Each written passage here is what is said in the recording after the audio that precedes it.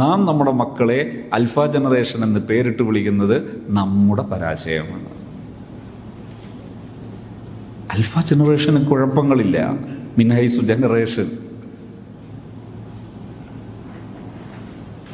ഡിവൈസുകളിൽ content upload ചെയ്യുന്നവർക്ക് ഇവരെ തൃപ്തിപ്പെടുത്താൻ കഴിയുന്നില്ല എന്നത് ആ വീഡിയോ അപ്ലോഡ് ചെയ്യുന്നവരുടെ പ്രശ്നമാണ്.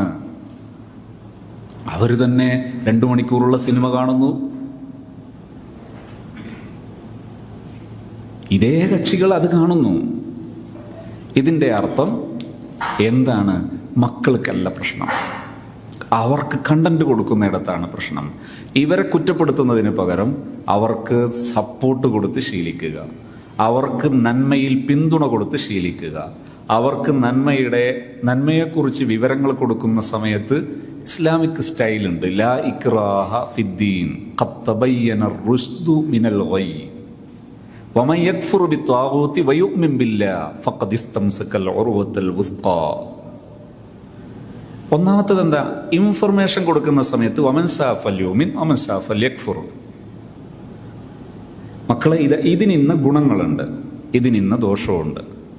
ഈ നന്മക്കിന്ന ഗുണങ്ങളുണ്ട്, ഈ തിന്മക്കിന്ന ദോഷമുണ്ട്. ഏത് വേണം? ഇത് പറയാൻ പ്രബോധകന് ധൈര്യമില്ല. എന്തുകൊണ്ട്? ഗസാലി ഇമാം പറഞ്ഞൊരു പ്രബോധകൻ എന്താ ഉണ്ടാകേണ്ട? ഗൈഡ്, നല്ല ഗൈഡാണ്, ഒരു ട്രെയിനിങ് മോഡ് ഗൈഡാണ്. അയ്യുഹൽ വലദ്, അയ്യുഹൽ വലദിൽ പറഞ്ഞു നിങ്ങൾ 8 കാര്യം ശ്രദ്ധിക്കണം, 4 കാര്യം ഉപേക്ഷിക്കണം, 4 കാര്യം ചെയ്യണം. ഉപേക്ഷിക്കേണ്ട 4-ൽ ഒന്നാമത്തത് പറഞ്ഞു തക്കല്ലുഫ്, ഉപേക്ഷിക്കണം. ഷുഡ് ഉപേക്ഷിക്കണം.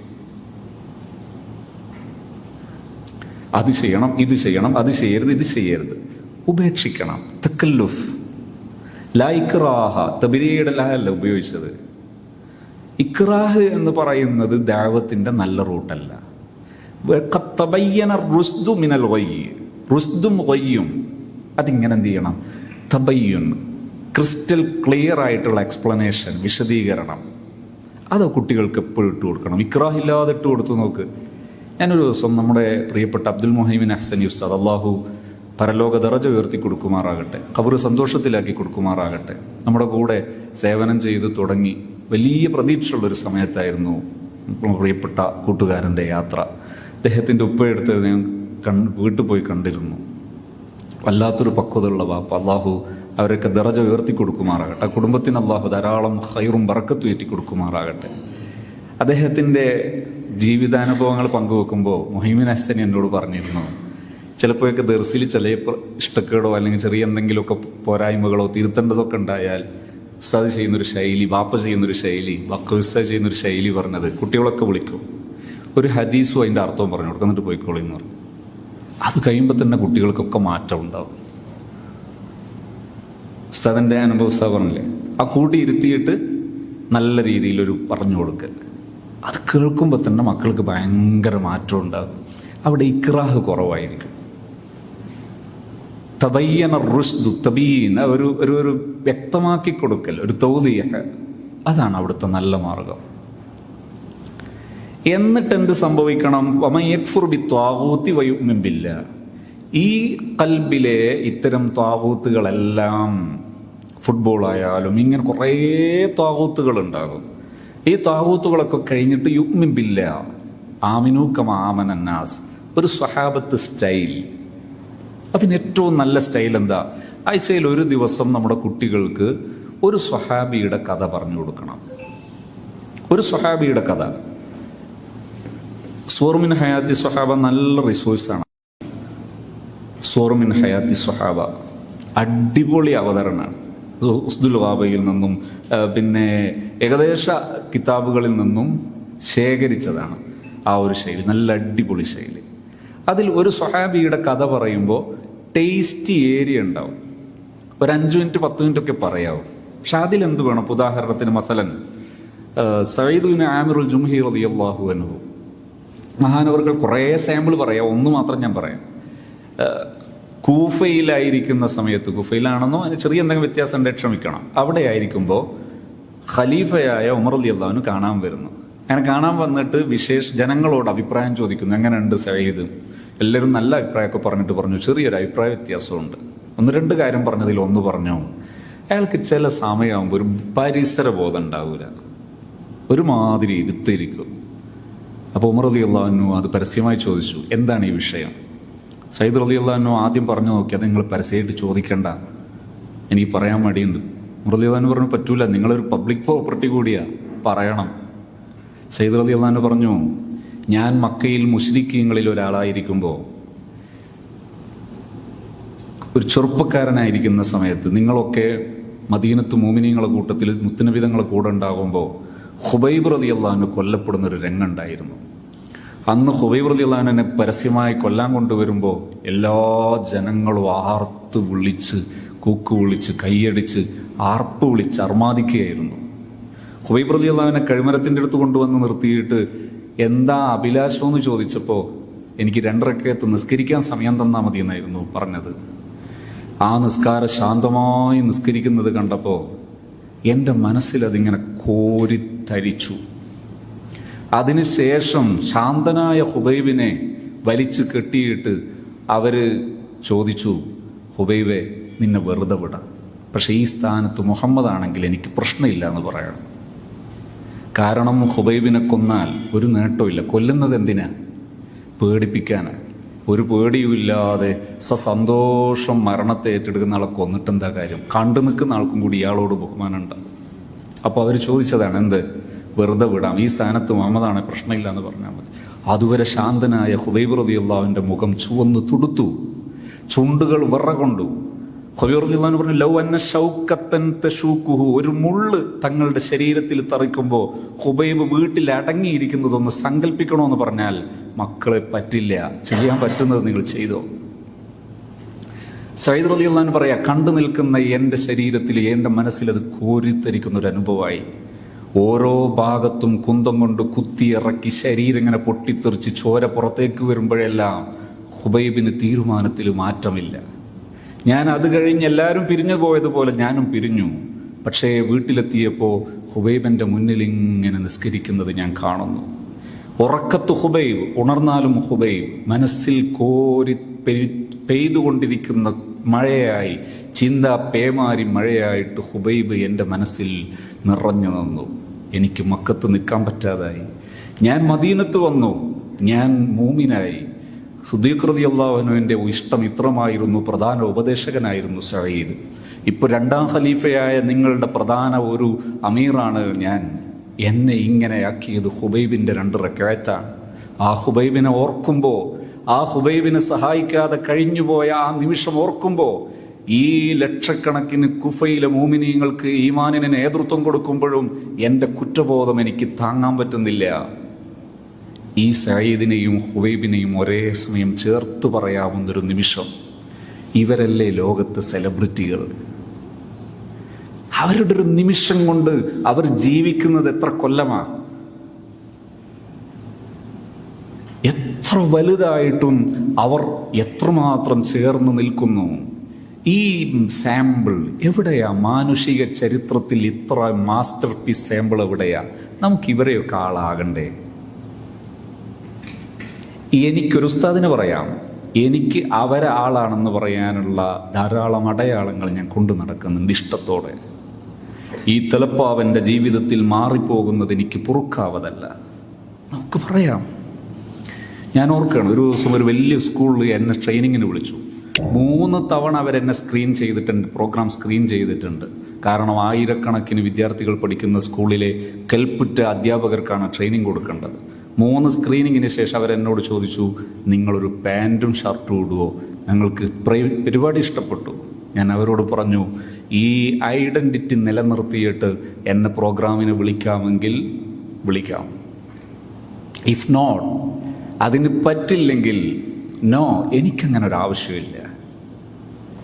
ഇതിനേക്കാൾ ഇസ്സത്തുള്ള ഒരു യൂണിഫോം, ഇതിനേക്കാൾ ഇസ്സത്തുള്ളൊരു കളർ, ഇതിനേക്കാൾ ഇസ്സത്തുള്ളൊരു ഷേപ്പ് ഈ പ്രപഞ്ചത്തിൽ വേറെ ഇല്ല എനിക്ക്. കാരണം ഇത് എന്നെ, ഈ മഹാന്മാരെ കണക്ട് ചെയ്യുന്നൊരു സാമ്പിളാണ്. നമുക്ക് ഉസ്താദുമാർക്ക് നമ്മുടെ മക്കളോട് പറയാവുന്നതാണിത്. മക്കളെ, നിങ്ങളുടെ ജീവിതത്തിലുണ്ടോ വല്ലതും? വേണം, നല്ലതാ, ആലോചിച്ച് നോക്കൂട്ടോ. മുടി വെട്ടുമ്പോൾ ആരുടെ പക്ഷം ചേർന്നാണ് നിങ്ങൾ മുടി വെട്ടുന്നത്? വല്ലപ്പോഴൊക്കെ ആലോചിക്കണം കേട്ടോ. ഈ സാമ്പിളുകൾ ഓരോ ആഴ്ചയിൽ ഓരോ സാമ്പിൾ, ഏത് സംഭവം പറഞ്ഞാലും നമുക്ക് എന്ത് പറയാം? അവരുടെ ആളാകൽ, അവരുടെ ആളാകൽ. നമ്മുടെ ജീവിതവും അവരെയും ബൈൻഡ് ചെയ്യുക, കണക്ട് ചെയ്യുക, അവരുടെ ആളാവുക എന്ന ആശയം ഇട്ട് കൊടുക്കുക. അടിപൊളി മാർഗമാണ്. ലാ ഇക്റാഹ വമൻ യക്ഫുർ ബിത്വാഗൂതി വയുമിൻ ബില്ലാഹ് ആമിനൂ കമാ ആമനൻ നാസ്. ഈ ഒരു സ്ട്രീമാണ്, ഈ ഒരു ശൈലിയാണ് നമ്മുടെ മക്കളിലേക്ക് ദഅവത്തിനിറക്കേണ്ടത്. അത് ഫലപ്പെടും. കുട്ടികൾ നമ്മുടെ ആശയത്തിലേക്കും നമ്മുടെ സ്റ്റൈലിലേക്കും ഇഷ്ടത്തോടെ കടന്നു വരും. പിന്നെ അവരേത് ക്യാമ്പസ് പോയാലും ഈ തലപ്പ വഴിയൂല. പിന്നെ അവരേത് ക്യാമ്പസ് പോയാലും അവരുടെ പഠിച്ച ശൈലിയെ പരിക്കേൽപ്പിക്കാൻ ആർക്കും കഴിയില്ല. കണക്ഷൻ നിലനിർത്തി കൊടുത്താൽ, അവരോടൊരു അവൈലബിലിറ്റി, നമ്മളൊരു സാധ്യത, വിളിപ്പുറത്ത് നമ്മൾ ഇരുന്നാൽ, അവർ ഏത് ലോകത്ത് പോയാലും അവർ നമ്മളാളായി നിലനിൽക്കും. എവിടെ എത്തിയാലും അവർ നമ്മളാളായി നിലനിൽക്കും. അങ്ങനെ നമ്മുടെ മക്കളെ മാറ്റാൻ എളുപ്പമാണ്. അവിടെയൊന്നും ഇക്റാഹും തക്കല്ലുഫും എടുത്ത് ഉപയോഗിക്കാതിരുന്നാൽ മതി. എപ്പോഴെങ്കിലും ഒരു കുട്ടി ഒരു കന്തൂറയച്ചൊരു പാൻ്റ് ഇടുമ്പോഴേക്ക് അപ്പോഴേക്ക് യുദ്ധത്തിന് കലാപക്കൊടി കാണിക്കരുത്. ആ കുട്ടിയുടെ മനസ്സിൽ ഇതിനോടുള്ള ഇഷ്ടം ജനിപ്പിക്കൽ നമ്മുടെ ഡ്യൂട്ടിയല്ലേ? ഇക്റാഹ് എന്താ ഉണ്ടാക്കുക? എല്ലാവർക്കും ഐസ്ക്രീം തിന്നാൻ ഇഷ്ടമാണെന്ന് സങ്കല്പിക്കുക. നിങ്ങൾ ഈ സ്ഥാപനത്തിൽ ആദ്യമായിട്ട് വരിക, സ്ഥാപനം എൻ്റെതാണെന്ന് സങ്കല്പിക്കുക.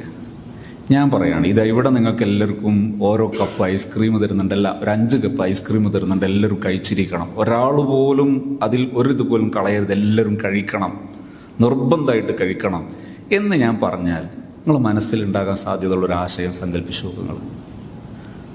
ആ കൗലിൻ്റെ വൈവതിൽ അതിൻ്റെ ബദലൻ വരുന്ന ഒരു ആശയം എന്തായിരിക്കും? ആ ഇഷ്ടം അതോടെ പോകില്ലേ? അതോടെ പോകും. ഞാൻ പലപ്പോഴും ഓർക്കാറുണ്ട്. ഞാൻ ഒരു 1997 കോഴിക്കോട് നിന്ന് വടകരക്കുള്ള ബസ്സിലേക്ക് കയറാൻ പോകുമ്പോൾ ഇപ്പോഴും എനിക്ക് ആ ഓർമ്മ ഇങ്ങനെ നിലനിൽക്കും. എന്താ അറിയോ? വടകര ഭാഗത്തേക്കുള്ള ബസ് കയറാൻ വേണ്ടി ചെന്നാൽ ഈ പോർട്ടർമാരുടെ ഒരു വിളിയുണ്ട്. ആ ഭയങ്കര ശക്തമായ വിളി കേൾക്കുമ്പോൾ ഒരു സംശയമാണ്. ഞാൻ പിന്നെയും വേറെ ഭാഗത്ത് ബസ്സുണ്ടോ എന്ന് നോക്കും. ഞാൻ മറുവശത്ത് നോക്കിയാൽ മഞ്ചേരിക്കുള്ള ബസ് അപ്പുറത്തെ സൈഡിലുണ്ടാകുക. അപ്പോൾ പിന്നെയും പോയിട്ട് എന്തോ ഒരു സംശയം അവരുടെ വിളിയുടെ ശക്തി കാണുമ്പോൾ. എന്ത് ചെയ്യരുത്? ഇക്റാഹ് എന്ന് പറയുന്നത് ഒരപകടമാണ്. നല്ലതിനെ വെറുപ്പിക്കാനുള്ള മാർഗമാണ്. ചിലരൊക്കെ ചില വിദ്യാർത്ഥികൾക്ക് ശിക്ഷയായിട്ട് യാസീൻ ഓതുക, ശിക്ഷയായിട്ട് നിസ്കരിപ്പിക്കുക, 20 റക്അത്ത് നിസ്കരിക്കണമെന്ന് പറയുക ശിക്ഷയായിട്ട്. നല്ല കാര്യങ്ങളെ വെറുപ്പിക്കാനുള്ള ഒരു മനഃശാസ്ത്ര വഴിയാണത്. ശിക്ഷയായിട്ട് എഴുതിപ്പിക്കുക, ശിക്ഷയായിട്ടൊരു നല്ല കാര്യം ചെയ്യിപ്പിക്കുക, നല്ല കാര്യം മനസ്സിൽ വെറുപ്പുണ്ടാക്കാൻ പറ്റുന്ന ഒരു മനഃശാസ്ത്ര മാർഗമാണത്. നല്ലതിനെ വെറുപ്പിക്കുക, നല്ല കാര്യങ്ങൾ പണിഷ്മെൻ്റ് ആയിട്ട് കൊടുക്കുക. ഇക്റാഹാണത്. അതുകൊണ്ടല്ല ലാ ഇക്റാഹ ഫിദ്ദീൻ. അതുകൊണ്ട് തന്നെ ഈ ആശയ വിനിമയ രീതി കൊണ്ടുവന്നാൽ നല്ല ഫലം ഉണ്ടാകും, നല്ല മാറ്റം ഉണ്ടാകും, മക്കളിൽ നല്ല പുരോഗതി ഉണ്ടാകും. ഇനി ഇടപെടാനുള്ള അവസരം വേണം.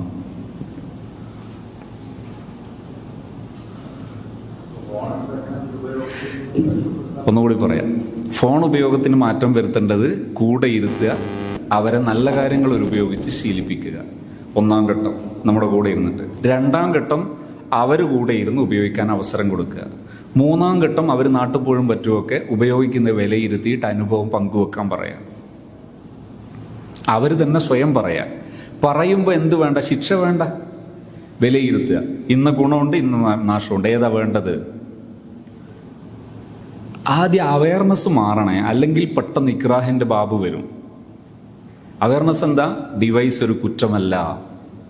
ഡിവൈസിൽ എത്രയാണോ ഉപദ്രവമുള്ളത് അതിലേറെ ഉപകാരമുണ്ട്.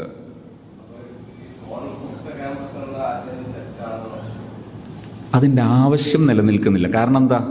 തൊട്ടടുത്ത ഭാവിയിൽ ഇവർക്ക് ഫോൺ കിട്ടാതിരിക്കുന്നില്ലല്ലോ. കിട്ടുമ്പോൾ അവർ തലതിരിഞ്ഞു പോകരുതല്ലോ. അവിടെ ഫോൺ പൂർണ്ണമായി മുക്തമാവുക എന്നതിനേക്കാൾ ബെറ്റർ എന്താണ്? ഡിവൈസ് സാക്ഷരത കൊടുക്കുക, പരിശീലനം കൊടുക്കുക എന്ന് പറഞ്ഞതിൻ്റെ അർത്ഥം വ്യാപകമായി എല്ലായ്പ്പോഴും കുട്ടിയുടെ കയ്യിൽ ഫോൺ കൊടുക്കണം എന്ന് ഞാൻ പറയുന്നുമില്ല. പക്ഷേ ഇങ്ങനെ പരിശീലനം കൊടുത്തു കഴിഞ്ഞാൽ, അതായത് കൂടെ ഇരുത്തി പരിശീലിച്ചു, ഇടയ്ക്ക് അവർക്ക് കൂട്ടമായി ഒരു അസറിന് ശേഷമോ അതുപോലുള്ള ഒരു സമയം, പഠനത്തിന് തകരാറ് വരാത്തൊരു സമയം അവർ കൂടെ ഇരുന്ന് ഉപയോഗിച്ചു, നമ്മൾ വിലയിരുത്തുക, അവർ പങ്കുവെക്കുക, അവർ ഓപ്പണായിട്ട് പങ്കുവെക്കുക. നാട്ടിൽ പോകുമ്പോൾ എന്തായാലും വേണ്ടെന്ന് പറഞ്ഞാൽ ഉപയോഗം നടക്കൂലേ? നടക്കും. ഈ നാട്ടിൽ പോകാൻ അവരോട് ചോദിക്കുക, നിങ്ങൾ നാട്ടിൽ പോയിട്ട് എത്ര സമയം ഉപയോഗിക്കുക, എന്തൊക്കെ ഉപയോഗിക്കും, എങ്ങനെ ഉപയോഗിക്കും? സത്യസന്ധമായിട്ട് പറഞ്ഞു, നമുക്ക് വിലയിരുത്താം, ഇടപെടാമെങ്കിൽ ഇടപെടാം. ഇങ്ങനെ അവർക്ക് സപ്പോർട്ട് കൊടുത്ത് ശീലിച്ചാൽ ഒരു കുറഞ്ഞ കാലം കൊണ്ട് ഈ അഡിക്ഷനിൽ നിന്ന് അവരെ മോചിപ്പിച്ചു കൊണ്ടുവരാം. അല്ലെങ്കിൽ ഒരു കാലത്തും അഡിക്ഷനിൽ നിന്ന് കുട്ടികൾ മാറൂല. Freedom with support. സ്വാതന്ത്ര്യം കൊടുക്കണം, പക്ഷെ ഒരാളുടെ മുസാഹിദ്. എപ്പോഴും നമുക്കൊരു തർബിയത്ത് വേണ്ടേ, ഒരു മെന്ററിങ് വേണ്ടേ? എപ്പോഴും നമുക്ക് എല്ലാവർക്കും വേണം. ഇപ്പം നമ്മളാണെങ്കിൽ പോലും നമുക്ക് മെന്ററിങ് വേണം, അല്ലേ? മെന്ററിങ് വേണം. അതുപോലെ നമ്മൾക്ക് മക്കൾക്ക് നമ്മൾ മെന്ററിങ് കൊടുക്കുന്നു. അവിടെ ഇക്റാഹിന്റെ ബാബ് മാത്രം കട്ട് ചെയ്യുക, എന്നിട്ട് മെന്ററിങ് സ്ഥാപിക്കുക. അവരെപ്പോഴും വിലയിരുത്തുക, അവരുടെ നന്മകൾ വിലയിരുത്താൻ അവസരം കൊടുക്കുന്നു, കൂടെ നിൽക്കുന്നു. ബി എ സപ്പോർട്ടീവ് പേഴ്സൺ, കുൻ മുസായിദൻ.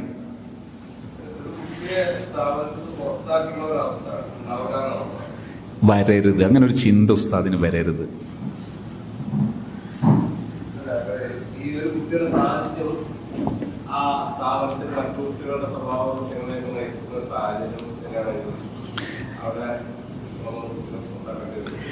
ഐഡിയോളജിക്കലി ഞാനത് അംഗീകരിക്കാം, പക്ഷെ പ്രാക്ടിക്കലി നമ്മൾ അങ്ങനെ ഒരു സാധനം കൊണ്ടുവന്നാൽ, ഞാൻ ആയിരക്കണക്കിന് കണ്ടു, ഇന്ന് വരെ എന്ത് കണ്ടിട്ടില്ല. ഞാൻ പാടില്ല എന്ന് ഞാൻ പറയുന്നില്ല, പക്ഷെ എന്ത് വേണം? ഒരു കുട്ടിയെ പുറത്താക്കുന്ന സമയത്ത് ഇതല്ലാത്തൊരു മാർഗം ഇല്ലാതിരിക്കണം, ഇതല്ലാത്തൊരു മാർഗം ഇല്ലാതിരിക്കണം. അല്ലെങ്കിൽ നമ്മുടെ ഉത്തരവാദിത്വ ഡേഷ്.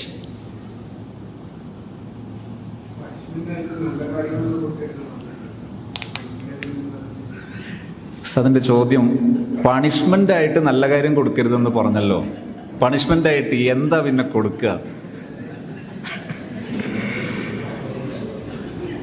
ഞാൻ നേരത്തെ പറഞ്ഞൊരു വാചകം ഞാൻ ഒന്നുകൂടി എടുത്ത് ഉപയോഗിക്കുന്നു.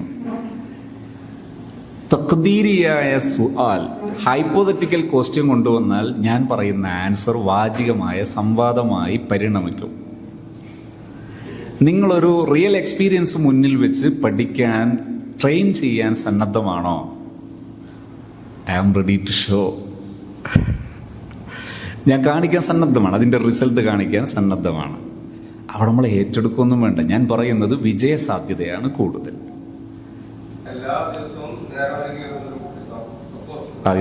വരട്ടെ, അതാ വരട്ടെ. എല്ലാ ദിവസവും ക്ലാസ്സിൽ വൈകിട്ട് വരുന്നൊരു കുട്ടി എങ്ങനെയാണ് ഡീൽ ചെയ്യേണ്ടത്?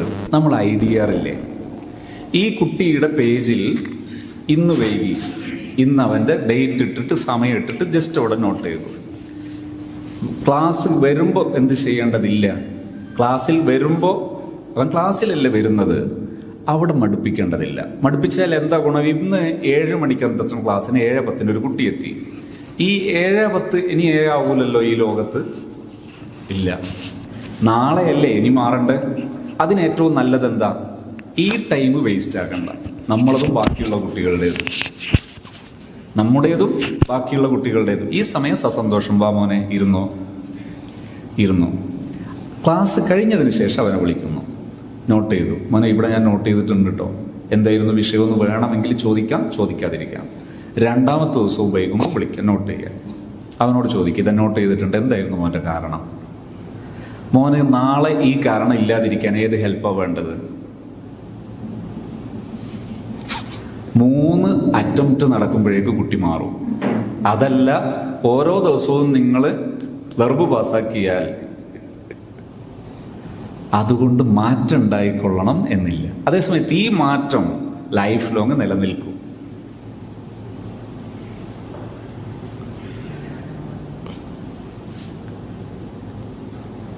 ഈ രീതി ഏതിന്റെ അണ്ടറില വരിക? ബഷിറൂ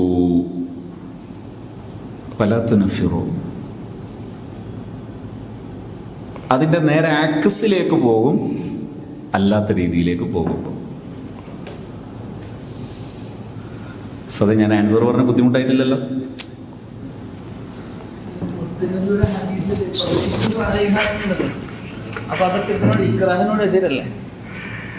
അവിടെ രണ്ട് മറുപടിയാണ് എനിക്കുള്ളത്. ഒന്ന്, ഇവിടെ നമ്മൾ താലീമ് തദ്രീസാണ് മൗഖിഅ. അവിടെ നമ്മൾ ഉപയോഗിച്ചത് നബി സല്ലല്ലാഹു അലൈഹി വസല്ലം തങ്ങൾ ഇൽമിന്റെ വഴിയിൽ മാത്രം ജീവിതം ഒഴിഞ്ഞു വെച്ചതിന് ശേഷം അതിനുവേണ്ടി കളത്തിലിറങ്ങുന്നവരോട് പറഞ്ഞ വാചകമാണ് നമ്മൾ പറഞ്ഞത്. ആ വാക്ക് പോകുന്നത് എവിടെയാ? ഔസിയനോടുള്ള നിർദ്ദേശമാണ് ശരിക്കും ആ വാക്ക് പോകുന്നത്. രണ്ടാമത്തത്, അവിടെ തന്നെ നിങ്ങൾ നോക്കൂ, 7ാമത്തെ വയസ്സിൽ സ്റ്റാർട്ട് ചെയ്യുന്നു. എന്ത്? മുറു ഔലാദക്കും ബിസ്സലാത്തി വഹും അബ്നാഉ സബ്ഇൻ വദ്രിബു അലൈഹാ വഹും അബ്നാഉ അശ്രിൻ. 7, 8, 9, 10 ഐഡിയാറല്ലേ അതിലും എളുപ്പോ? മുത്തുനബി സല്ലല്ലാഹു അലൈഹി വസല്ലം തങ്ങൾ ജീവിതം കൊണ്ട് നമുക്ക് എന്ത് കാണിച്ചു തന്നു? അവിടെ ധാരാളം ഉണ്ട് കേട്ടോ. ഞാൻ ഈ പറഞ്ഞതാണ് അവിടെ ശരിയെന്നുള്ളത് ഇഷ്ടം പോലെ വിശദീകരണങ്ങൾ കാണാം. തദ്രീസ് താലീമ് കൊണ്ടുവരുന്ന സമയത്ത്, നിങ്ങളൊരു ദഅവത്തിന് ഇറങ്ങുന്ന സമയത്ത് ബഷിറൂ വലാ തുനഫിറൂ എന്ന് പറഞ്ഞതിന്റെ ആക്സിൽ ഇത് വരൂല. കാരണം നബി സല്ലല്ലാഹു അലൈഹി വസല്ലം നിങ്ങൾ കാണിച്ചിട്ടില്ലേ എങ്ങനെ നിസ്കരിപ്പിക്കണം? കൽപ്പിക്കുക എന്ന് പറയുമ്പോൾ എന്താ? ഫാത്തിഹ പഠിപ്പിക്കൽ കൽപ്പിക്കലാണോ? താലീമ് പോകുന്നത് എങ്ങനെയാ? ഫാത്തിഹ പഠിപ്പിക്കുന്നു, ഈ നിസ്കാരത്തിന്റെ രൂപം കാണിച്ചു പഠിപ്പിക്കുന്നു. അവിടെ മുറു ആണോ? അല്ല. ആ പദം പോലും എന്തിന്റെ തെളിവാണ്? നബി സല്ലല്ലാഹു അലൈഹി വസല്ലം തങ്ങൾ പറഞ്ഞതും അതും രണ്ട് മൗഖിയാണ്, 2 പൊസിഷനാണ്. അവിടെ ഒരു രക്ഷിതാവ് എന്ന നിലയ്ക്ക് ഒരു രക്ഷിതാവിന് ഒരിക്കലും ഒരു മുഅല്ലിമിന്റെ, ഒരു മുദരിസിന്റെ ക്വാളിറ്റി ഉണ്ടായിക്കൊള്ളണമെന്നില്ല. അവിടെ അവർക്ക് കഴിയുന്ന പരിധിയാണത്. ആ വാക്കിന്റെ അർത്ഥം തന്നെ, നിങ്ങൾക്ക് 7ാമത്തെ വയസ്സിൽ നിങ്ങൾ ഇവിടെ തുടങ്ങണം, എന്നിട്ട് നടന്നിട്ടില്ലെങ്കിൽ അടികൊണ്ട് നടക്കുമെങ്കിൽ 10ാം വയസ്സിൽ നിങ്ങൾ അടികൊണ്ട് എന്ത് നടത്തണം? നിസ്കാരം നടത്തണം. ഇതാണ് ആ വാക്കിന്റെ അർത്ഥം. ഇതെന്റെ മാത്രം വിശദീകരണമല്ല, ധാരാളം മഹാന്മാരുടെ വിശദീകരണങ്ങളും അതിന് സപ്പോർട്ടായിട്ട് കാണാം.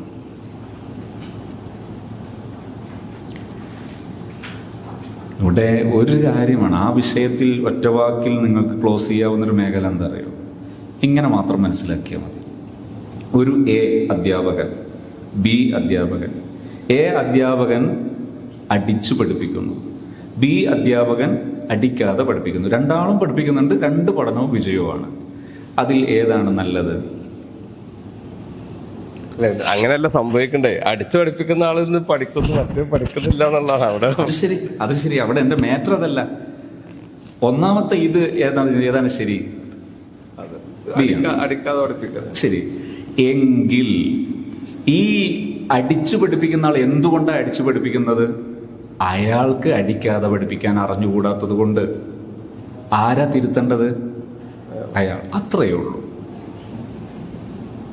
ഇതൊരു മുത്തഫഖുൻ അലൈഹിയായ മസലയാണ്.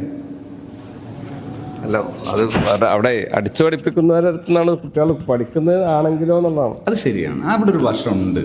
എന്താ?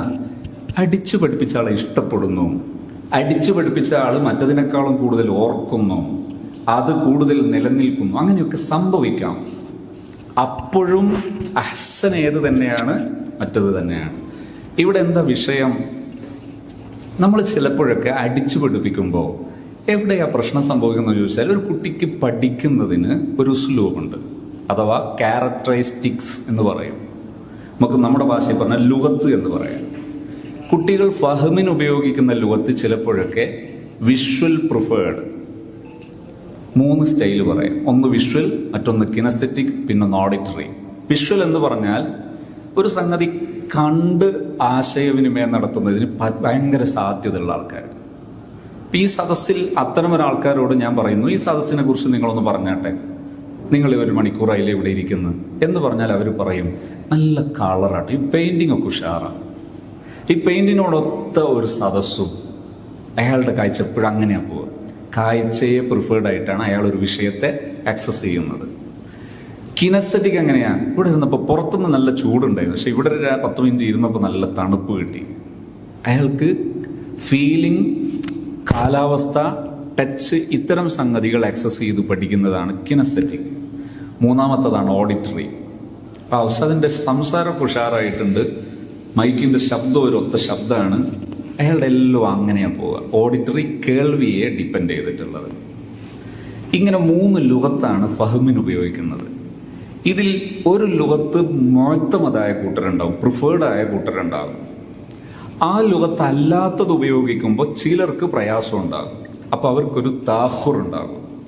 ഈ താഹുർ മനസ്സിലാകാതെ പലപ്പോഴും കണക്ക് പറയുന്നത് ഒരു കുട്ടികളിൽ 20% ഓഡിറ്ററി എന്നാണ്. 20% ഓഡിറ്ററി എന്നാണ് കണക്ക് പറയുന്നത്. നമ്മൾ 20% മുഴുത്തമതാക്കിയിട്ട ക്ലാസ്. അപ്പോൾ എന്ത് കൂടും? നമ്മൾ ഉഷാറായിട്ട് സെലക്ട് ചെയ്ത മക്കളാണ്, പക്ഷേ കുറച്ചു കാലം കഴിഞ്ഞ് നോക്കുമ്പോൾ പഠനത്തിൽ പിന്നോക്കം, കൊഴിഞ്ഞു പോകുന്നു. ഇപ്പം എവിടെയാ പ്രശ്നം? ഫഹ്മിന് ഉപയോഗിക്കുന്ന ലുഗത്തും തഫ്ഹീമിന് ഉപയോഗിക്കുന്ന ലുഗത്തും മുവാഫിഖാകുന്നില്ല, മുത്തഖാലിഫാണ്. അപ്പോൾ കുട്ടികളിൽ താഹുർ ഉണ്ടാകുന്നു. ഇവിടെ എന്ത് സംഭവിക്കുമെന്നറിയോ? ഒരാൾ വടിയെടുത്തപ്പോൾ മുക്റഹായിട്ട് ശ്രമിച്ചപ്പോൾ, അതേതുപോലെ ഒരാള് നമ്മളെ റോഡും വന്നൊരു നായയെ കണ്ടു. നായ പിന്നാലെ ഓടി. അങ്ങനെ ഇയാൾ ഓടി തളർന്ന് ഇവിടെ വന്നിരിക്കുക. ശ്വാസം മുട്ടിയിട്ട് അയാൾക്ക് ഒരു രക്ഷയില്ല. അയാൾ വന്ന് എണീക്കും, അയാൾക്ക് വയ്യ, ശ്വാസം മുട്ടിനും വയ്യ, എഴുന്നേൽക്കാനും വയ്യ. ആകെ വയ്യാതിരിക്കുമ്പോൾ അയാളോട് പറഞ്ഞു നായിട്ട് പിന്നെയും വരുന്നു. അയാൾ എഴുന്നേറ്റ് ഓടി. വയ്യാത്തോനും ഓടും. പക്ഷെ അതെന്തല്ല, ശാസ്ത്രീയമായ വശമല്ല. ചിലപ്പോൾ തല്ലിയാ പഠിക്കും. അതെന്തല്ല, അഹ്സനായ റൂട്ടല്ല. ഈ അധ്യാപകൻ ഒന്ന് റൂട്ട് മാറി ഞാൻ നേരത്തെ പഠനത്തെ പറഞ്ഞ ആ ഒരു സംഗതി ഒന്ന് നന്നായി പഠിച്ച് മനസ്സിലാക്കി അതൊന്ന് പ്രാക്ടീസ് ചെയ്താൽ ഈ കുട്ടികളൊക്കെ ഉഷാറാകുന്നത് കാണാം. വെറുതെ പറഞ്ഞതല്ല, ധാരാളം അനുഭവങ്ങൾ. 10 വർഷം പഠിപ്പിച്ചിട്ട് ഞാനിത് ആദ്യം പ്രാക്ടീസ് ചെയ്യുന്നത് പബ്ലിക് സ്കൂളിലാണ്, ഗവൺമെൻറ് പബ്ലിക് സ്കൂളിലാണ്. 9ാം ക്ലാസ് വരെ പഠിച്ചിട്ട് മലയാള അക്ഷരം, സ്വരാക്ഷരമോ വ്യഞ്ജനാക്ഷരങ്ങളോ എഴുതാൻ അറിഞ്ഞുകൂടാത്ത മക്കളെ 15 ക്ലാസ് കൊണ്ട് 45 മണിക്കൂർ കൊണ്ട് പഠിപ്പിച്ച് കാണിച്ചിട്ടാണ് ഞാൻ ഇന്റേൺഷിപ്പ് ചെയ്യുന്നത്. ചിലരൊക്കെ എൻ്റെ വീഡിയോൻ്റെ കമൻറ്റിൽ വന്നിട്ട് ചെയ്തു, ഇയാളൊന്ന് ക്ലാസ് എടുപ്പിക്കണം, എന്നാ മനസ്സിലാവും. ചെറിയ 1ാം ക്ലാസ് മുതൽ ഡിഗ്രി മേലോട്ടുള്ള ക്ലാസ്സിൽ വരെ ക്ലാസ് എടുത്തിട്ടാണ് സംസാരിക്കുന്നത്. ഫലപ്പെടും. ഏത് ക്ലാസ്സിലും ഫലപ്പെടും. പക്ഷേ നമ്മൾ എന്ത് ചെയ്യണം? നേരത്തെ ഫെസൂസ പരാമർശിച്ച ഒരു വിഷയം ശ്രദ്ധേയമാണ്. നബി സല്ലല്ലാഹു അലൈഹി വസല്ലമ തങ്ങൾ സ്വഹാബത്തിനെ പഠിപ്പിച്ചതിന് ശേഷം മുആദ് റളിയല്ലാഹുവിനെ ഇറക്കുമ്പോൾ മുആദ് റളിയല്ലാഹുവിനോട് സംസാരിച്ചൊരു രീതി പരിശോധിച്ച് നോക്ക്. അവിടെ പോയാൽ എന്ത് ചെയ്യും? ഒരു പ്രാക്ടിക്കൽ ഓറിയന്റഡ് ഇൻസ്ട്രക്ഷൻ. കഴിഞ്ഞ കാലത്ത് വലിയ മഹാന്മാരൊക്കെ ഇത് പിന്തുടർന്നു. അതിൻ്റെ ഒരു സൂചനയാണ്. അയ്യുഹൽ വലത് എന്ന് സാധാരണ കിതാബിന് പേരുണ്ടാവില്ലല്ലോ. ആ പേര് തന്നെ ഇതിൻ്റെ ഒരു സൂചനയാണ്. ദീർഘകാലം പഠിച്ച് പിന്നെയും സേവനം ചെയ്ത് കുറച്ച് ദൂരേക്ക് പോകുമ്പോൾ അയാൾക്ക് ഒരു പ്രാക്ടിക്കൽ ഓറിയന്റഡ് ഇൻസ്ട്രക്ഷൻ, ഗൈഡിങ്. ഇതാണ് ട്രെയിനിങ്.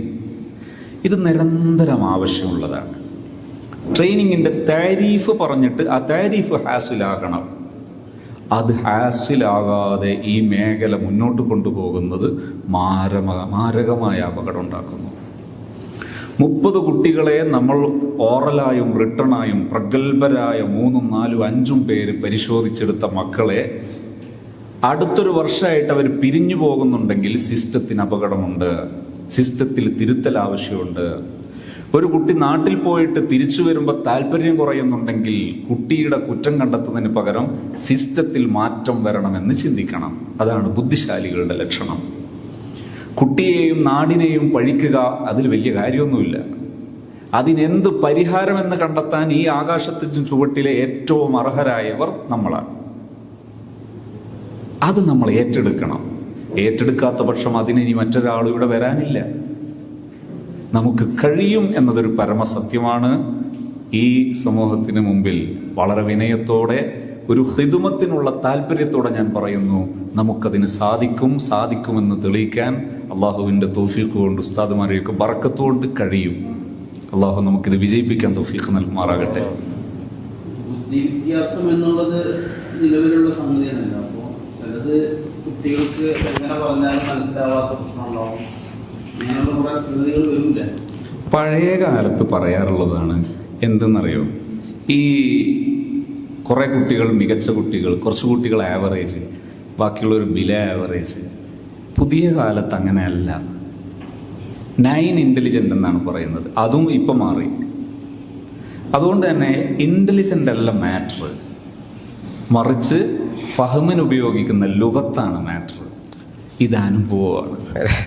അവിടെ വേറൊരു വിഷയം കൂടി പറഞ്ഞ് ഞാനത് ക്ലോസ് ചെയ്യാം. നിങ്ങൾക്ക് പറയട്ടോ. അതായത് ഈ വിദ്യാർത്ഥികളിൽ തഫാവത്തുണ്ടാകുമ്പോഴും ഈ കുട്ടികൾ മികച്ച ഉയർന്ന ഒരു വ്യക്തിയായി വളരാൻ നിലവിൽ ഒരു ഭാഗം ശ്രദ്ധിക്കേണ്ടത്, നമ്മൾ ഈ ഓറലായും റിട്ടേൺ ആയിട്ടും സെലക്ട് ചെയ്ത് ഇവിടെ ഈ വാക്കേ പറയാൻ ഗ്യാപ്പില്ല കേട്ടോ. ഞാൻ പറയുന്ന പബ്ലിക്കിലാണ്. നമ്മൾ ഈ സെലക്ട് ചെയ്ത മക്കളെ കുറിച്ച് ഈ വാക്ക് പറയാൻ ഗ്യാപ്പ് തന്നെ ഇല്ല. ഈ സെലക്ഷൻ എന്തിനാണ് നടത്തുന്നത്? അവിടെയാണ് പോയിന്റ്. എല്ലാവരും ഈക്വൽ ആണെങ്കിൽ എല്ലാവരും എടുക്കാലോ. അതൊക്കെ അത് അവിടെ തന്നെ എനിക്കൊരു വിയോജിപ്പുണ്ട് കേട്ടോ. എന്തെന്നറിയാം, ശരിക്കും ഒരു വിദ്യാഭ്യാസ സ്ഥാപനത്തിന്റെ സ്റ്റൈലല്ല, സ്റ്റാൻഡേർഡ് സ്റ്റൈലല്ല സെലക്ട് ചെയ്തിട്ട് നമ്മൾ ഈ ഇഖ്തിബാറിന് ശേഷം, എക്സാമിന് ശേഷം കുട്ടികളെ അവോയ്ഡ് ചെയ്യുന്നത് നല്ല ശൈലിയല്ല. ഞാൻ ഒരിക്കലും ഒരു സ്ഥാപനത്തിൽ നിന്ന് ഈ അടുത്ത് ഒരു ട്രെയിനിങ് പ്രോഗ്രാം കഴിഞ്ഞ് ഇറങ്ങുമ്പോൾ ഈ മാറ്റർ പരാമർശിച്ചിറങ്ങാണ്. പ്രഗത്ഭനായ ഒരു പണ്ഡിതൻ, നല്ല കഴിവുറ്റൊരു ലീഡർ, ഒന്നിലധികം സ്ഥാപനങ്ങൾ നടത്തുന്നുണ്ട്. അദ്ദേഹം പറഞ്ഞു, ഞാനൊക്കെ പഠിക്കുന്ന കാലത്തെങ്ങാനും ഇതുപോലൊരു ഇൻ്റർവ്യൂവും ഒരു എൻട്രൻസ് എക്സാമും ഉണ്ടായിരുന്നെങ്കിൽ വല്ല തേങ്ങ പറിക്കാനും പോകേണ്ടി വരുമായിരുന്നു. എന്നിട്ട് ഇങ്ങനെ എണ്ണീട്ട് പറഞ്ഞു, ഇങ്ങനെ എണ്ണീട്ട് പറഞ്ഞു, ഈ പ്രഗത്ഭരായ ആൾക്കാരെല്ലാം ഇതാണ് സ്ഥിതി. ക്ലോസ് ചെയ്യാം, കുറെ മുട്ടേണ്ട ചാൻസ് ഉണ്ട്. ശരിക്കും ഈ പറയുന്നത് തെളിയിക്കുന്ന ഒരു വിഷയം എന്താ പറയുക, ലോകത്തറിയപ്പെട്ട രാജാക്കന്മാർ, സയന്റിസ്റ്റുകൾ, വലിയ പ്രഭാഷകർ, മതപണ്ഡിതന്മാർ, ഇത്തരം പ്രഗത്ഭരെ എടുത്തെണ്ണിയാൽ അതിൽ 80% വരെ പഠനകാലത്ത് പഠനപ്രയാസവും പഠന പിന്നോക്കാവസ്ഥയും നേരിട്ടവരാണെന്ന് പഠനങ്ങൾ പറയുന്നു. അതിൻ്റെ അർത്ഥം സ്ഥാപനത്തിൻ്റെ സ്റ്റാൻഡേർഡ് സ്റ്റൈൽ എന്താണ്? ആദ്യം വരുന്ന വിദ്യാർത്ഥികളെ എടുക്കണം. എടുക്കുമ്പോൾ നിങ്ങൾ സ്ക്രീനിങ് നടത്തണം. സ്ക്രീനിങ്ങിന് എന്തിനുള്ളതല്ല, തട്ടാനല്ല.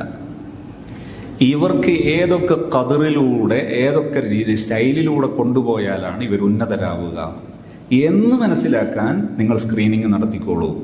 അല്ലാതെ ഇത് ഞാൻ എൻ്റെ ഒരു കാഴ്ചപ്പാട് പറയുകയാണ്, ഇതൊക്കെ എടുക്കണം എന്നൊന്നുമല്ല. നല്ലതാണെന്ന് തോന്നിയാൽ എടുക്കണം. ഞാൻ വിലയിരുത്തിയ ലോക നിലവാരമുള്ള വിദ്യാഭ്യാസ സംവിധാനങ്ങളെ പഠിച്ചിട്ട് വിലയിരുത്തുന്ന ഒരു വിലയിരുത്തലാണ്. വെറുതെ ഇങ്ങനെ മലന്ന് കിടന്നപ്പോൾ തോന്നി പറയല്ല. എന്താണ് സ്റ്റാൻഡേർഡ് ഉള്ള സ്റ്റൈൽ എന്ന് പറയുന്നത്? ആദ്യം വരുന്നവരെ സെലക്ട് ചെയ്യണം. അവർക്ക് സ്ക്രീനിങ് വേണം. എന്തിന്? ഏത് കതിറിലൂടെ ഇവരെ സഞ്ചരിപ്പിക്കണം. അവിടെ നമ്മൾ മനസ്സിലാക്കേണ്ടത്, ഈ വിദ്യാർത്ഥികളിൽ ഒരു 3 ഇന്റലിജന്റ് എങ്കിലും അവരെ കൂടെ ഉണ്ടോ, അവരെ ഉന്നതങ്ങളിലേക്ക് എത്തിക്കാൻ അത് മതിയാകും. വലിയ ആളാക്കി മാറ്റാൻ അത് മതിയാകും.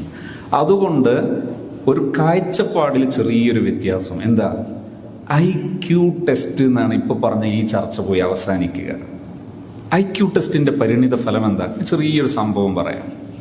അതായത് നിങ്ങൾക്ക് പുസ്തകങ്ങളിൽ വായിക്കാൻ കിട്ടുന്ന, ഞാൻ ഈ വിഷയം ഏറ്റവും കൂടുതൽ പഠനത്തിന് വിധേയമാക്കിയ വ്യക്തികളിൽ ഒരാളുടെ ഒരു അനുഭവമാണ്.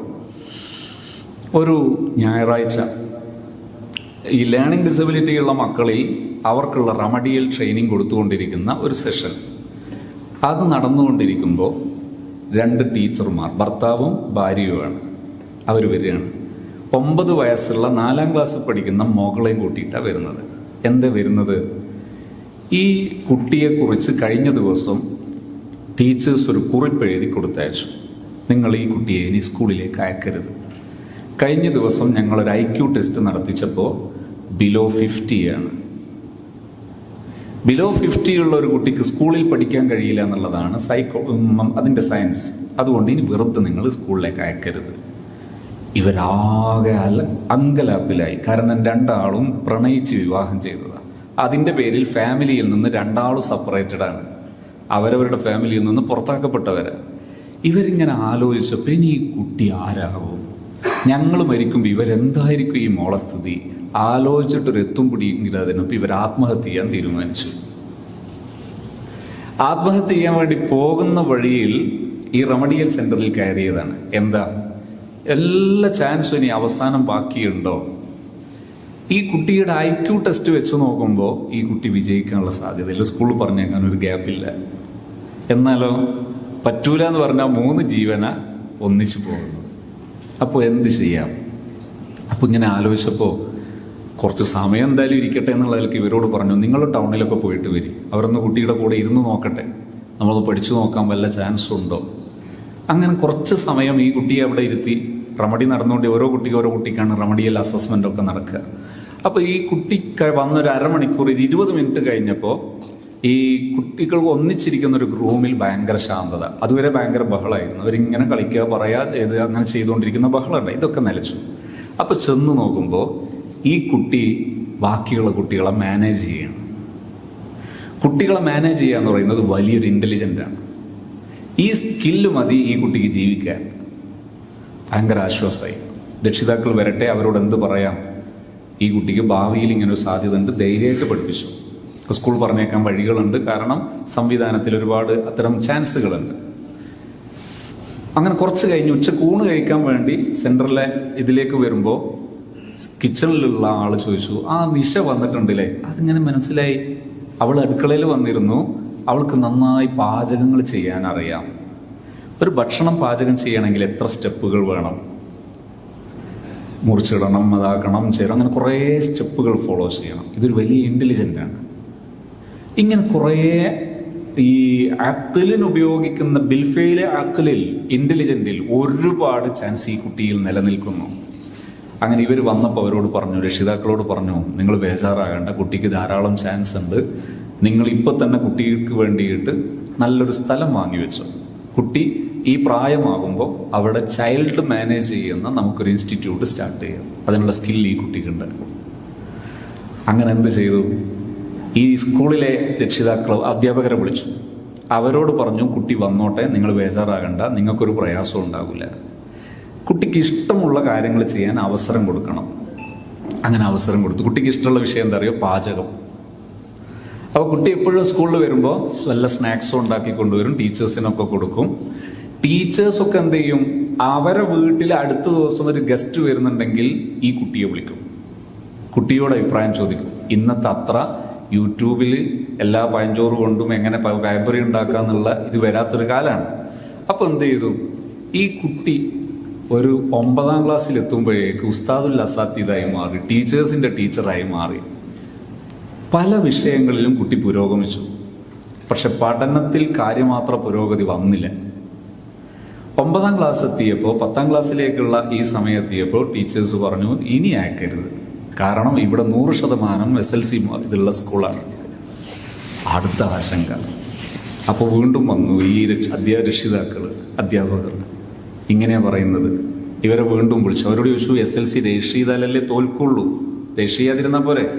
ആയിക്കോട്ടെ, അയക്കാൻ തീരുമാനിച്ചു.